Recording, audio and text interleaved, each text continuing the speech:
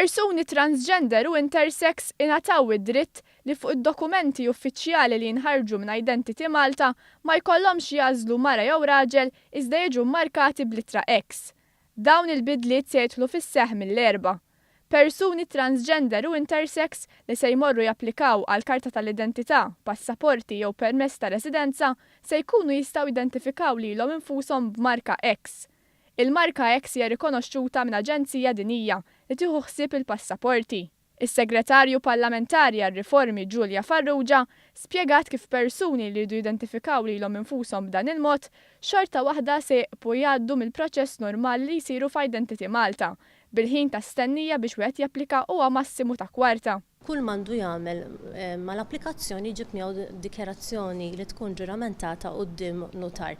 Dan huwa pass importanti qed nibagħtu messaġġ ċar ħafna illi fl-ewwel mid-ġurnata ta' din l-amministrazzjoni bil-fatti qed nindirizzaw issues li għaddejjin minnhom minoranzi differenti f'dan il-pajjiż.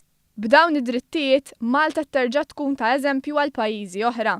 Fil-fatt, Malta hija fost l-ewwel pajjiżi tal-Unjoni Ewropea li daħlu l-marka X f'dokumenti uffiċjali. Fost il-pajjiżi li daħlu dawn il-bidliet hemm id-Danimarka, l-Awstralja, New Zealand u l-Kanada.